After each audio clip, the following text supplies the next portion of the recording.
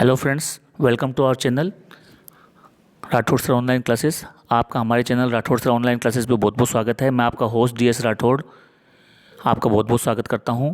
हमारा जैसा कि आपको विदित है कि हमारे यहाँ चैनल पे high school English grammar and composition written by Wren and Martin की सीरीज़ चल रही थी और इस क्रम में ऑलरेडी हम 10 वीडियो अपलोड कर चुके हैं।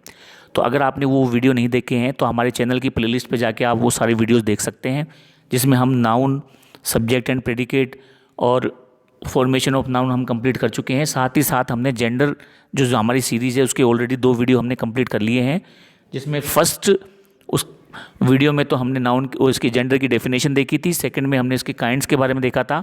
अब हम पढ़ेंगे कि फॉर्मेशन ऑफ फेमिनाइन जेंडर, कि मैस्कुलाइन जेंडर को देखिए। सबसे जेंडर पढ़ने में सबसे इंपॉर्टेंट यही है, कॉमन जेंडर या न्यूट्रल जेंडर आपका इतना इंपॉर्टेंट नहीं है जितना इंपॉर्टेंट आपकी मैस्कुलाइन और फेमिनाइन जेंडर है।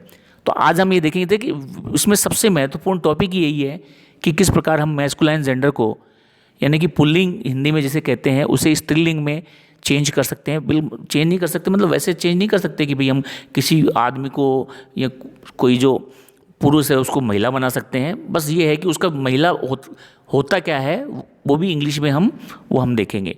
तो आज से हम इसका जो फॉर्मेशन ऑफ फेमिनाइन जेंडर शुरू कर रहे हैं। इस सीरीज़ के 4 वीडियो आएंगे। इन चारों वीडियो में मैं आपको वो सारे नियम बताऊंगा जिनकी मदद सहायता से आप किसी भी मैस्कुलाइन जेंडर को फेमिनाइन जेंडर में चेंज कर सकते हैं। तो चलिए शुरू करते हैं। तो सबसे पहले आपका हमारे चैनल पे बहुत बहुत स्वागत है। अगर आपने हमारे चैनल को सब्सक्राइब नहीं किया है तो प्लीज़ आप इसको सब्सक्राइब कर लीजिए और बेल आइकन ज़रूर प्रेस कर लें, ताकि हमारे वीडियो की जो नोटिफिकेशन है आपको सबसे पहले ही मिलते रहें। और वीडियो पसंद आने पर लाइक करें और कमेंट करें कि वीडियो आपको कैसा लगा, और भविष्य में किस टॉपिक पे आप वीडियो बनवाना चाहते हैं वो भी आप कमेंट बॉक्स में लिख सकते हैं। तो चलिए शुरू करते हैं। तो इसके बारे में कुछ फैक्ट्स हम पढ़ेंगे कि कुछ फैक्ट्स ये है कि सबसे पहली बात तो यह है कि ये देखा जाता है कि जो हमारे यहाँ जेंडर का जो मतलब होता है कि मॉडर्न इंग्लिश में gender of a noun is entirely a matter of life और विदाउट लाइफ, यानी कि इस चीज़ पे डिपेंड करता है कि किसी भी जो वस्तु व्यक्ति है उसमें वो लाइफ है या वो बिना लाइफ का है। तो अगर उसमें लाइफ हो गई तो वो हमारी लिविंग थिंग हो गया, अगर उसमें लाइफ नहीं है तो वो हमारी नॉन लिविंग थिंग हो गया। तो अगर नॉन लिविंग थिंग है तो वो हमारा न्यूट्रल जेंडर हो गया। लेकिन अगर उसके अंदर लाइफ है तो फिर वो हमारा वो मैस्कुलाइन भी हो सकता है, वो हमारा फेमिनाइन भी हो सकता है, और वो हमारा कॉमन जेंडर भी हो सकता है।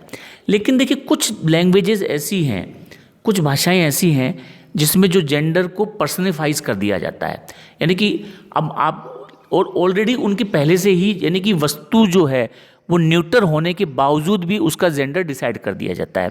तो it has nothing to do with the form of noun, और इसका नाउन के फॉर्म से कोई लेना देना नहीं, विच determines it gender in many other languages.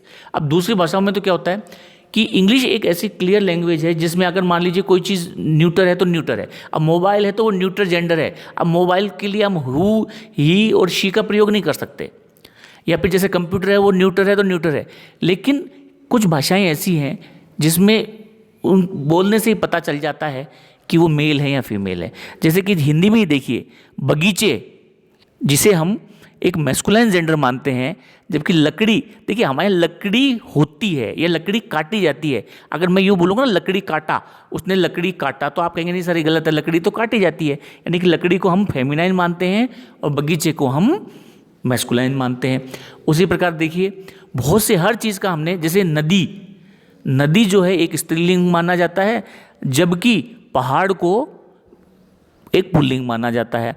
जबकि इंग्लिश में ऐसा नहीं होता। इंग्लिश में ऐसा जब भी होता है जब हम उसको पर्सनिफाइज करते हैं या उसका मानवीकरण, जैसे कोई कविता वगैरह में, कविता या साहित्य में जब उनका मानवीकरण किया जाता है या उसको पर्सनिफाइज किया जाता है, तभी उसका लिंग डिसाइड किया जाता है। तो इसी को आज मैं थोड़ा आपको डिटेल से समझाऊंगा। आगे देखिए कि objects without life are often personified, कि यानी कि साहित्य में क्या होता है। देखिए साहित्य तो चीज़ ही अलग है। साहित्य में क्या होता है कि हम किसी भी चीज़ों को पर्सनिफाइज कर देते हैं, यानी कि उसका मानवीकरण कर देते हैं। एक अलंकार होता है पर्सनिफिकेशन। पर्सनिफिकेशन का मतलब होता है मानवीकरण, यानी कि हम क्या करते हैं इसमें लाइफलेस ऑब्जेक्ट्स को पर्सन मानकर संबोधित करते हैं। तो object without life are often personified, that is spoken of the for living beings, और तब उनको ऐसा माना जाता है जैसे ये मानो लिविंग बींग्स है, when they regard them as male और फीमेल, और फिर हम उनको मेल या फीमेल मान लेते हैं। तो आज मैं इसी क्रम में थोड़ा आगे इसको डिटेल से बताऊंगा कि किस प्रकार हम लाइफलेस थिंग्स को पर्सनिफाइज करके, यानी कि न्यूट्रल जेंडर की जो चीज़ें हैं, जो लाइफलेस थिंग्स हैं, उनको भी हम पर्सनिफाइज करके या उनका मानवीकरण करके किस प्रकार हम उनका लिंग डिसाइड या जेंडर डिसाइड करते हैं। तो देखिए हिंदी हमारी मदर लैंग्वेज है, उसमें तो हम कभी भी लकड़ी के साथ में काटा का यूज़ नहीं करेंगे, हम लकड़ी के साथ ये कहेंगे मैंने लकड़ी काटी, तो काटी का यूज़ करेंगे। लेकिन इंग्लिश में बड़ा मुश्किल होता है इस चीज़ को पहचानना कि अगर हम किसी लाइफलेस थिंग्स को या निर्जीव वस्तुओं को माँ का मानवीकरण कर रहे हैं या उसको पर्सनिफाइज करते हैं, तो हमको उसमें ही लिखना है या शी लिखना है, जबकि हिंदी में तो वह ही होता है। आगे देखिए the masculine gender is often applied to objects remarkable for strength and violence, यानी कि जो वस्तुएं, जब हम किसी को पर्सनिफाइज करते हैं या किसी चीज़ का मानवीकरण करते हैं, तो जो वस्तुएं स्ट्रेंथ यानी ताकत को या वायलेंस यानी हिंसा को प्रदर्शित करती हैं, ये उन्हें हम मैस्कुलाइन जेंडर मानते हैं। जैसे कि सन, जैसे कि समर, जैसे विंटर, टाइम, डेथ यानी मृत्यु। तो देखिए इसका एग्जाम्पल देखिए, the sun sheds his beam on rich and poor alike, कि सूरज क्या करता है। देखिए यहाँ पे सन है, तो सन को यहाँ पे पुरुष माना गया है, इसलिए यहाँ पे हमने हिज का प्रयोग किया है। सन को पुरुष मानने के कारण हमने यहाँ पे हिज का प्रयोग किया है, यानी कि हमने जब सन का यहाँ पे को मानवीयकरण किया, वैसे तो देखिए सन के साथ में इट आना चाहिए, लेकिन पर्सनिफाइज करने के कारण हमने इसमें हिज बीम्स का प्रयोग किया, यानी कि सूरज जो होता है वो अपनी किरणें गरीब और अमीरों के ऊपर एक समान फैलाता है या एक समान अपनी किरणें देता है। यानी कि ऐसी वस्तुएं जो स्ट्रेंथ से या वायलेंस से संबंधित होती है, उन्हें मैस्कुलाइन जेंडर की संज्ञा दी जाती है। आगे देखिए, the feminine gender is sometimes applied to objects remarkable for beauty, gentleness and gracefulness as.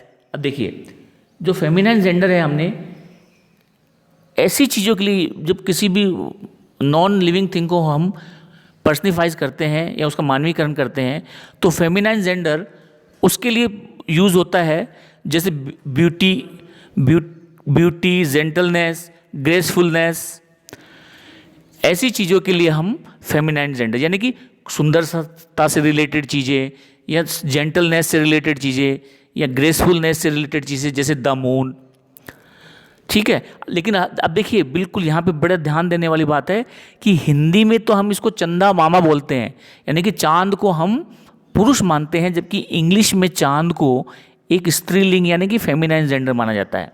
The moon in Hindi it is a Chanda Mama, the earth, spring, autumn यानी कि बसंत ऋतु को, पतझड़ को, nature, liberty, justice, mercy, peace, hope, charity, यानी कि ये सब चीज़ें ब्यूटी, जेंटलनेस, वो ग्रेसफुलनेस से संबंधित होने के कारण इन्हें हम फेमिनाइन जेंडर मानते हैं।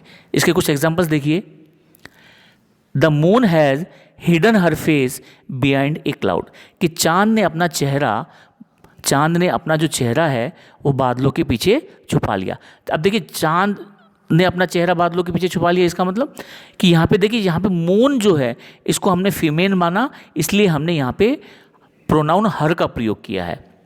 Spring has spread her mental green over the earth, कि स्प्रिंग यानी कि बसंत ने अपना जो हरे रंग का जो मेंटल है या लबादा है वो धरती पर फैला दिया, यानी कि धरती पर हरियाली, यानी कि बसंत ऋतु ने अपने हरे रंग का जो मेंटल है। तो देखिए पर्सनिफिकेशन जो होता है वो मोस्टली लिटरेचर, पोइट्री, साहित्य में ही होता है। तो यहाँ पे जब हमने जो स्प्रिंग जो है इसको हमने इसका हर यानी एक फीमेल मानते हुए इसका पर्सनिफाइज किया है, इसका मानवीकरण किया है। Peace hath her victories no less renowned than war, कि शांति जो है, पीस जो है, इसकी जो विक्ट्रीज होती हैं। अब देखिए यहाँ पे पीस जो है, शांति का हमने यहाँ पे एक स्त्री माना है, इसलिए हमने प्रोनाउन हर का प्रयोग किया है। तो peace hath her victories no less renowned than war, कि यानी कि शांति की जो जीतें होती हैं या शांति की जो विजय होती हैं वो युद्ध से कम रिनोड यानी जानी पहचानी नहीं होती। यानी कि शांति का भी वही महत्व है जो युद्ध का महत्व है, यानी कि शांति का जो महत्व है। तो this use is most common in poetry. ये ज़्यादातर ये ऐसा जो यूज़ होता है वो किस में होता है, हमारी पोइट्री में या कविताओं में यूज़ होता है। But certain nouns are personified in prose too. लेकिन कुछ नाउन ऐसे होते हैं